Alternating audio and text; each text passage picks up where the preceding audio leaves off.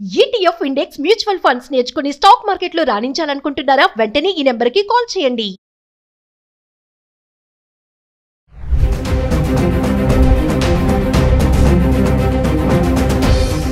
నమస్తే, welcome back to Suman TV. Present మనతో పాటు ఉన్నారు డాక్టర్ రామ్మోహన్ గారు. సార్తో మాట్లాడదాం. నమస్తే అండి. నమస్తే అండి నవీన గారు.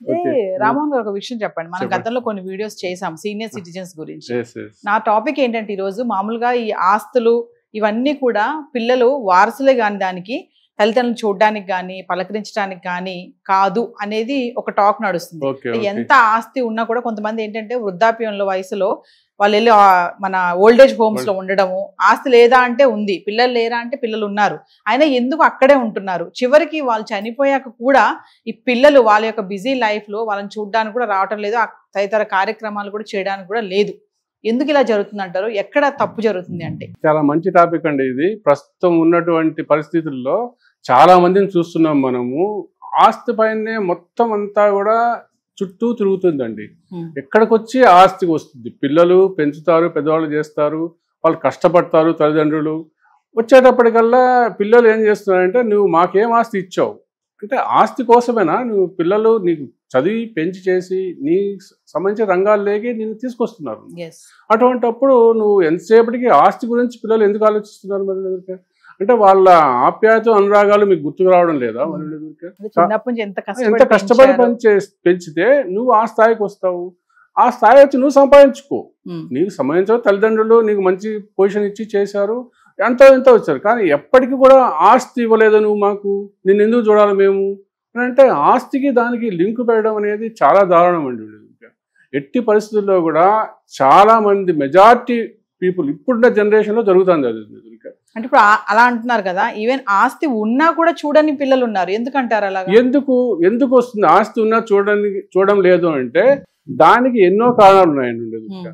అంటే ఆ తల్లిదండ్రులు వాళ్ళను ఎలా పెంచారు అనే దానికి చాలా మీద దృష్టి పెట్టాల్సి పెంపకంలో చాలా. ఎందుకంటే నీకు ఎంతసేపటికి నువ్వు ఆస్తి పైన పెంచుకోవడానికే నువ్వు ఆ తల్లిదండ్రులు ప్రిఫరెన్స్ ఇస్తున్నారు, కానీ పిల్లలు ఎలా ఉంటున్నారు, ఎలా చదువుతున్నారు. ఇప్పుడు ఈ కాలంలో ఏంటంటే ఇంతకుముందు తల్లి ఇంట్లో ఉండేది, తండ్రి బయటికి పోవాలి. ఇప్పుడు ఇద్దరు పోతున్నారు. ఇద్దరు పోవచ్చు, నేను పోవడం లేదు కావలేదు.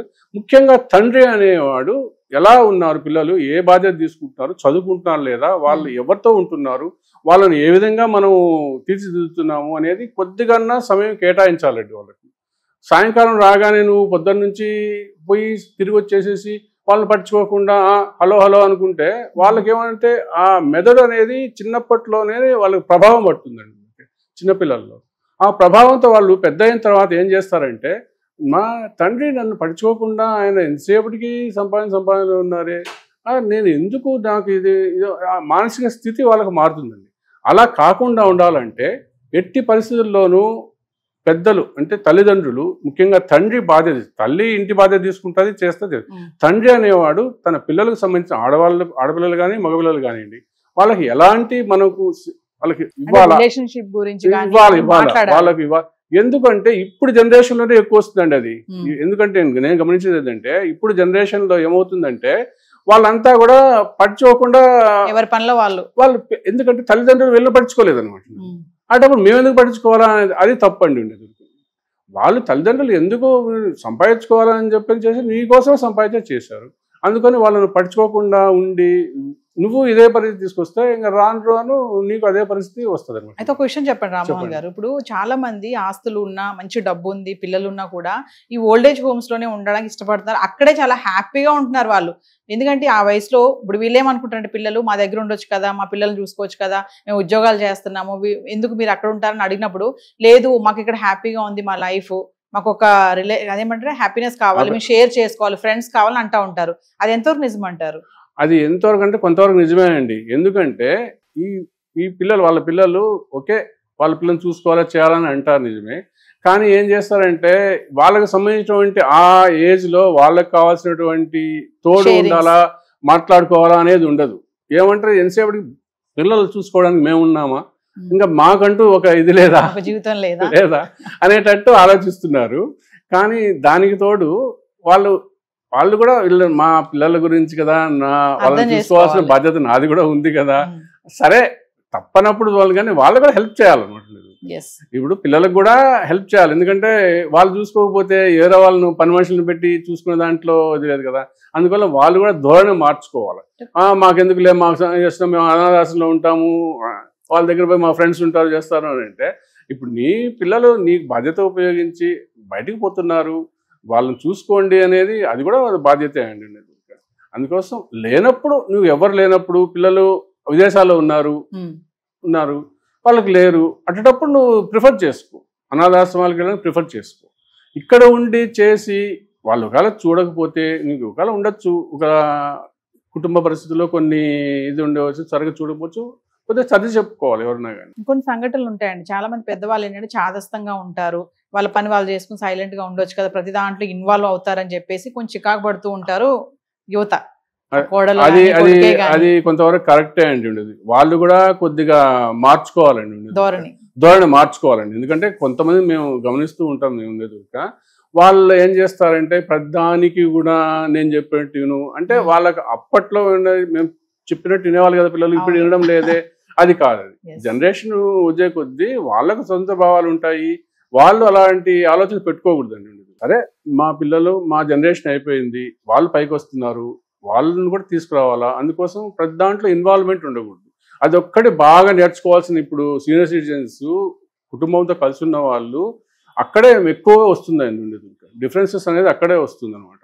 అందుకని వాళ్ళకి అడ్జస్ట్మెంట్గా ఉంటూ వాళ్ళ పిల్లల్ని చూసుకుంటూ చాదస్తం ఎక్కువ పెట్టుకోకుండా ప్రధానికి నువ్వు ఇట్ట చేయి, అది చెయ్యి, నాకు అది పెట్టలేదు, ఈ పది ఇవ్వలేదు, ఆ కోడలు అనుసరి కంప్లైంట్స్ అనేది రాగానే మొదలు పెట్టాకండి. ఇలాంటి కొన్ని సంఘటనలు చూసినప్పుడు అండి, తల్లిదండ్రులు ఇలా వృద్ధాశ్రమంలో ఉండడం వల్ల ఈ తరం యువత ఏమనుకుంటారంటే, అసలు పిల్లల్ని కనకూడదు, సంపాదించాలి, ఎంజాయ్ చేయాలి. లేదండి, ఆ విధంగా అనుకుంటే మొత్తం స్టాండ్స్టిల్ అయిపోద్దండి, బయాలజికల్ ఇది రాదని భయపడిపోతున్నారు.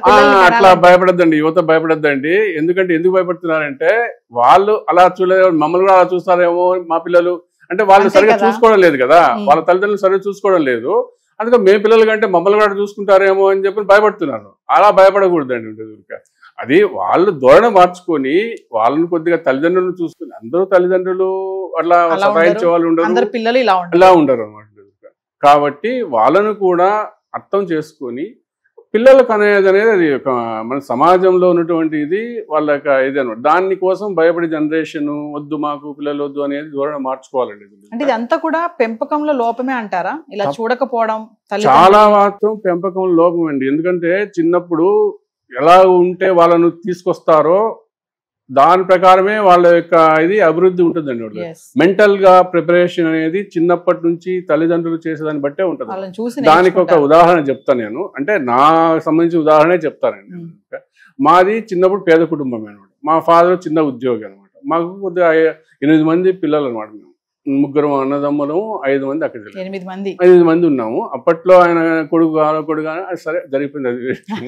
తర్వాత మా నాన్న కష్టపడి చదువు చూస్తూ ఉంటే నేను ఫస్ట్ క్లాస్ స్టూడెంట్గా ఉన్నప్పుడు, సరే 10th క్లాస్లో ఫస్ట్ మార్క్స్ వచ్చినాయి. అప్పుడు మా కొలీగ్స్ అంతా కూడా చిన్న టెలిఫోన్ ఆపరేటర్ ఉద్యోగాలు వచ్చేది ఈజీగా. మా నాన్న కష్టపడుతుంటే లేదు మా నాన్న కష్టపడుతున్నాడు, నేను ఎందుకు చదివేసుకొని మానేసుకొని టెలిఫోన్ ఆపరేటర్ చేసుకుంటాను అట్లా అని మా నాన్న అడిగితే ఆయన చాలా కోపడ్డాడు. ఏం రా, నేను చదివించలేదు అనుకున్నాను. అంటే ఆ తల్లిదండ్రులు వాళ్ళకి పిల్లలు, నేను చెప్తున్నానంటే పిల్లలకు ఆ విధంగా వాళ్ళకి చెప్పిన దాని వల్ల, అదే నాయన మా ఫాదర్ నన్ను ఎంకరేజ్ చేసి ఉంటే నేను టెలిఫోన్ ఆపరేటర్ గా అయిపోయాను, నేను డాక్టర్ గా చదివేవాడిని కాదనమాట. అదే ఎదగాల అనే కాదు, మీరు ఎదగాలి, మేము కష్టపడతాం. మేము అలా పెద్దలు అనేవాళ్ళు పిల్లలకు కొద్దిగా చిన్నప్పటి నుంచే, అంటే ఉదాహరణ చెప్తే అలా అన్ని విషయాల్లో కూడా ఒకసారి తప్పుదోవ పడుతూ ఉంటాడు కొడుకు, తెలియకుండా వాళ్ళకు ఆ టెండర్ వయసులో ఏం కాదు. కొంతమంది తాగుడుకు అంటే సిగరెట్ తాగడం పిల్లలు చూసుకుని అటు చూసినప్పుడు తల్లిదండ్రులు అయినా అది మంచిది కాదు, వేరే వాళ్ళు అల్లరి చేస్తారు, అట్లా కాదు. అట్లా వాళ్ళని పెంపకంలో మంచి తీసుకురండి. మెయిన్ పెంపకం ధోరణిలో ఇలాంటివన్నీ రాకుండా ఉంటాయి. రామ్మోహన్ గారు, చివరికి ఒక మాట చెప్పండి. ఇప్పుడు ప్రెసెంట్ ఉన్న సిచ్యువేషన్ లో, జనరేషన్ లో రన్నింగ్ లైఫ్ అయిపోయింది. వైఫ్ అండ్ హస్బెండ్ ఇద్దరు కూడా ఉద్యోగరీత్యా బయటకు వెళ్ళిపోవడం, పిల్లలేమో కాలేజ్కి స్కూల్స్కి వెళ్ళడం, వెళ్ళిటు వాళ్ళిటు ఉదయం పోవడం, మళ్ళీ సాయంత్రం కలవడమే. మరి మీరు అన్నట్టుగా ఇవన్నీ చెప్పడానికి సమయం లేదు, ఏది లేదు అని అంటున్నారు. మాకు అంత టైం లేదు పిల్లలతో కూర్చుని మాట్లాడి అని అంటున్నారు. అలాంటి వాళ్ళకి మీరు ఏమైనా చెప్తారా? దానికి ఏం చెప్తానంటే, నేను మీరు ఇక్కడ నుంచి 3 గంటలు ఎక్కడో పోయి ఉద్యోగం చేసుకునేటట్టు సాధ్యమైనంత వరకు దగ్గరలో మీకు ఉద్యోగం ఉన్నది కానీ ఎక్కడున్న చోట దగ్గరలో కూడా మీరు నివాసం ఏర్పరచుకొని, అంటే ఈ సిటీలో అలాంటి సాధ్యం కాదు కానీ ప్రయత్నించండి. వాళ్ళకు టైం ఉండదు, మీరు కష్టపడి వచ్చినప్పుడు సాయంకాలం టైం ఉండదు, కొద్దిగా టైం కేటాయించండి, వాళ్ళకి పిల్లలకు టైం కేటాయించండి. దాని యొక్క ఎఫెక్ట్ చాలా ఉంటుందండి, ఫ్యూచర్లో వాళ్ళని తీర్చిదిద్దడంలో చాలా ఎఫెక్ట్ ఉంటుంది అనమాట. అందువల్ల సాధ్యమైనంత వరకు మీరు అలవాటు చేసుకోండి, పిల్లల కోసము టైం కేటాయించి వాళ్ళకు మంచిగా కొద్దిగా మంచి మాటలు చెప్తూ వాళ్ళు ఏదైనా పక్కదారిలో పోతూ ఉంటే సరైన మార్గంలో వెళ్ళడము అలా చేసుకుంటే సాధ్యమంతో చాలా వరకు ఇవి నివారించవచ్చు అండి. ఈ వాళ్ళ ఆలోచన ధోరణి మారుతుంది, పెద్దవాళ్ళు అయిన తర్వాత చేసుకోవాలా అని అనిపిస్తుంది. ఇది మేధావి వర్గంలో కాదండి, పేద కుటుంబాల్లో కూడా చాలా మాత్రం తల్లిదండ్రులు చూసుకోవడం ఉంది. ఓన్లీ మనం అనుకుంటాము మేధావి వర్గంలోనే అంతా బాగా ఉన్న వాళ్ళు ఇలా చేస్తారు కాదు కాదు కాదు చాలా మంది వాటిల్లో కూడా ఈ విధంగా జరుగుతుంది అనమాట. ఎందుకంటే వాళ్ళకు అపోహలు ఉన్నాయన్నమాట. పిల్లలకు కొంతమందికి అపోహలు ఉన్నాయి, మమ్మల్ని సరిగ్గా చూసుకోలేదు, మమ్మల్ని ఆస్తి ఇవ్వలేదు, అవన్నీ ఆస్తి ముఖ్యం కాదండి. ఆస్తి ముఖ్యమే కాదండి, ఉండేది ఆప్యాయతలు అనురాగాలు పెంచుకుంటూ వస్తూ ఉంటే దాంతో పాటు బాధ్యత అనేది కూడా వాళ్ళు తీసుకోవాలా వీళ్ళు బాధ్యత అనేది తీసుకోండి. అప్పుడు ఎంత హ్యాపీగా ఉంటారో మీరు గమనించండి. ఎందుకంటే ప్రత్యేకంగా చూసిన చాలా వాటిలో నేను ప్రత్యేకంగా గమనించున్నాను. నేను ఆ విధంగా తల్లిదండ్రులను చూసుకునేటువంటి ఇది సేవ చేసుకునేది అందరికీ రాదండి. అది అందరూ కూడా గమనించుకోండి. వాళ్ళు మనం బయటికి పోయి వచ్చినప్పుడు చూస్తే వాళ్ళు హ్యాపీగా ఉన్నారంటే నీకు ఎంత ఇది ఉంటుందో, నువ్వు చేసే ప్రతి ఒక్క పనిలో కూడా నీకు సహకారం ఉంటుందండి. నేను గమనించిన చాలా కుటుంబాలు అన్నమాట. కాబట్టి అందరూ కూడా ప్రతి ఒక్కరూ తల్లిదండ్రులను చూసుకొని తల్లిదండ్రులు కూడా పిల్లలను కొద్దిగా వాళ్ళు అర్థం చేసుకొని మంచిగా పోతుంటే ఎన్ని సంసారాలు అయినా కానీ బాగుంటుంది. వాళ్ళందరికీ నమస్కరిస్తున్నారు.